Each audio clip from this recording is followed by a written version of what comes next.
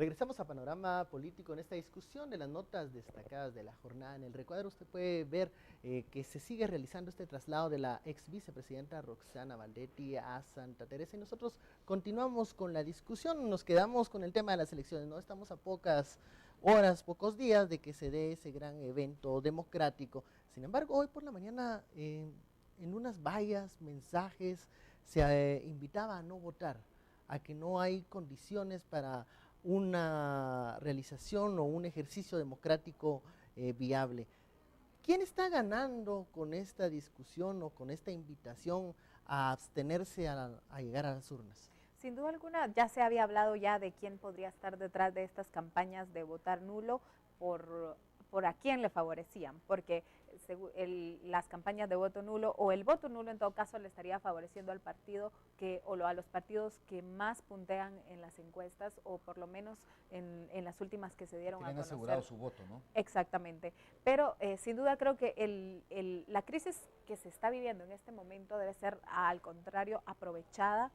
Y aunque los guatemaltecos anímicamente no estén muy convencidos y muy motivados a acudir a votar, creo que tienen un abanico de propuestas, tanto buenas como malas, pero debe haber una definición y una participación.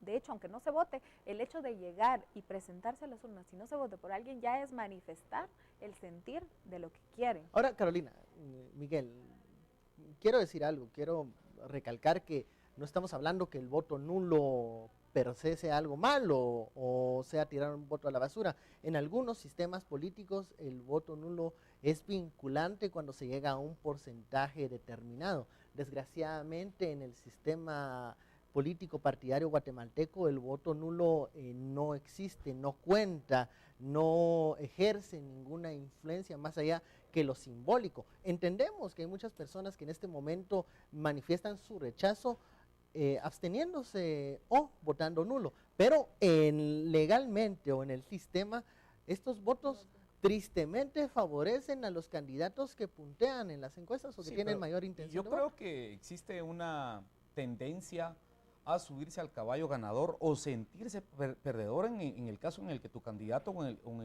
el que sentís más afinidad no llega a ningún puesto.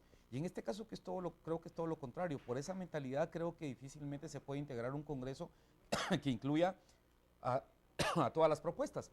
Y es allí donde nosotros, en este momento tan crítico, en esta coyuntura tan complicada, debiésemos también pensar en las demás posibilidades, porque obviamente creo que hay partidos pequeños que han propuesto a candidatos y creo que hay un espacio de tiempo de aquí al fin de semana para poder meditar en esas propuestas que eventualmente hayan podido hacer algunos candidatos que ahora, no precisamente son los que encabezan las encuestas. Ese voto nulo o esa apatía por votar está funcionando para algunos grupos políticos. Hablábamos del audio del Cuarto de Guerra, cómo Manuel Valdizón contempla en su estrategia no solo transportar o acarrear votantes a los centros de votación, sino también que esa población apática se mantenga en sus hogares y no acuda a los centros de votación. O sea, él está calculando que el voto o el antivoto que congrega en algunas urbes no acuda o no se vaya a ejercer.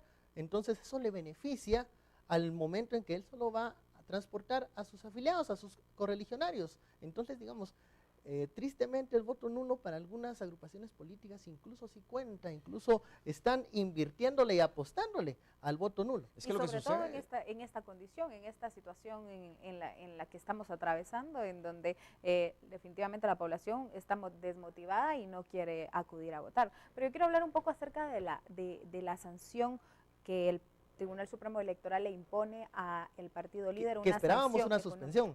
Sí, esta sanción ha sido más criticada y más rechazada que aceptada por alguna población guatemalteca, quien en su momento ha solicitado la cancelación del partido líder por la recurrente violación de la ley electoral y de partidos políticos y las disposiciones del mismo Tribunal Supremo Electoral.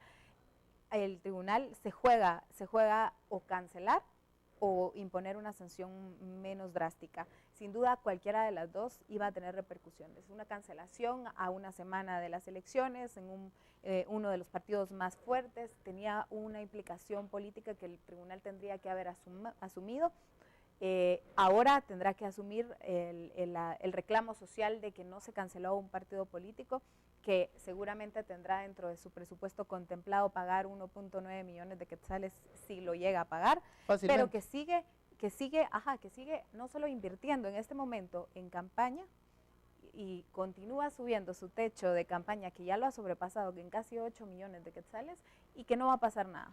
Pero yo creo que aquí sí hay algo bien importante que hay que destacar y que hay que dejarlo sobre la mesa en relación a esa supuesta, digamos, el Tribunal Supremo Electoral, lo supuestamente supremo que debiese ser el Tribunal Supremo Electoral. La ley lo faculta para que pueda, en algún caso, sancionar a los partidos políticos y en últimas instancias cancelar. Pero la misma ley le prohíbe que una vez hecha la convocatoria pueda tomar este tipo de decisiones. O sea, es una disyuntiva bastante extraña en donde los magistrados del Tribunal Supremo Electoral dicen, bueno, sí, ok, nosotros tenemos pruebas y quisiéramos hacerlo, pero la ley no nos lo permite.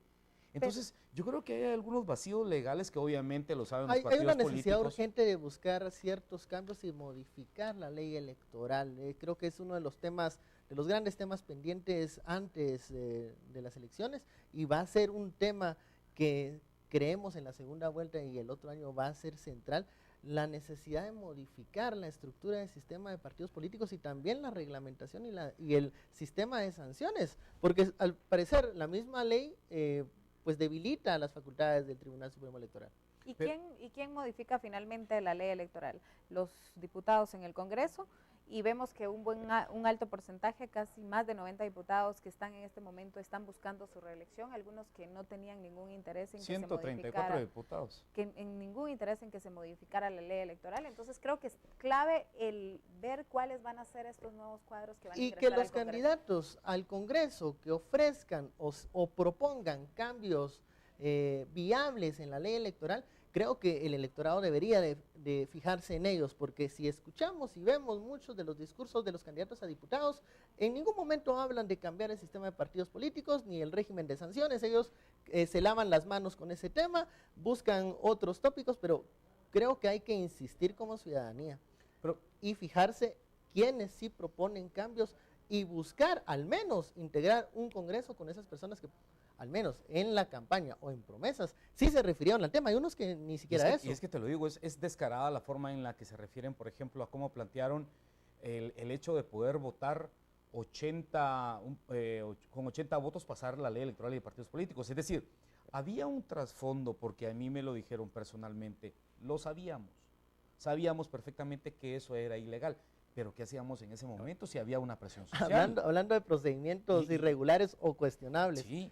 Otra noticia que hoy también está acaparando titulares y que dará de qué hablar y que hará mucho es este amparo provisional en donde se da con lugar bueno, es un amparo que interpone realmente Helen Mack, nombramiento, ¿no?, de Manuel Duarte. Sí. O sea, una cosa realmente rara, peculiar, que nos imaginamos generó roces entre los magistrados, porque se está hablando de cesar, si quieren decirlo así, las funciones de uno de los magistrados, porque el procedimiento no fue el regular, no fue el apegado a derecho. Solo para poner en contexto, sí. Manuel Duarte es un magistrado recién electo por el Congreso de la República para suplir a Alejandro Maldonado, actual vicepresidente del país. Él se mencionaba que él era el director jurídico del Congreso. Él fue el director jurídico del Congreso y se ha dicho en repetidas ocasiones que fue el que a poner el voto en la balanza en la Corte de Constitucionalidad a favor de algunas decisiones que ya sabemos, como la inscripción de la candidata presidencial Suri Ríos y a favor del presidente cuando se venía. ¿Qué va a pasar con todas esas resoluciones que sí conoció pero Manuel Duarte? Tal vez la gente todavía no termina de entender esto. Bueno, entonces Helen Mack viene e interpone un amparo contra la Corte de Constitucional en su conjunto por avalar este tipo de decisiones cuando Manuel Duarte aún es empleado del Congreso de la República. Es decir, cabe la posibilidad que desde que él asumió, y lo estoy repitiendo, es una posibilidad, que desde que él asumió hasta este periodo, las decisiones que él firmó no tengan validez. Es un rumor bueno, que se corre, y más que un rumor, creo que es una posibilidad. Interpretaciones legales, o sea, ¿Hasta qué punto las decisiones que tomó y conoció Manuel Duarte como magistrado de la Corte de Constitucionalidad son válidas si queda en definitivo este amparo? ¿O van a ser retroactivas? Ajá, o sea, no Pero se aquí lo sabe, curioso es que aún hay una discusión, va a dar mucho de qué hablar. lo que sí es curioso es que la Corte de Constitucionalidad lo amparó, o sea, sí están conscientes que hay algún indicio por ahí de algunas irregularidades. 3 magistrados a favor, dos razonaron su voto y obviamente el magistrado se inhibió de conocer este caso porque era en su contra. Pero te digo, o sea, el simple hecho de haber amparado a Helen Mack, eso quiere decir mucho. Sin duda una resolución provisional polémica y que va a dar mucho de qué hablar en los próximos días. Hasta aquí llegamos con esta conversación, el tiempo se nos ha acabado. Esto fue Panorama Político, un breve repaso de las notas más importantes de la jornada. Nosotros seguimos en directo también el traslado de la ex vicepresidenta Roxana Valdetti a Santa Teresa, que se está realizando en estos momentos. Usted los puede observar en ese recuadro. Soy Ben Quechini, siga con Noticiero Guatevisión, que hay más noticias para mantenerlo informado.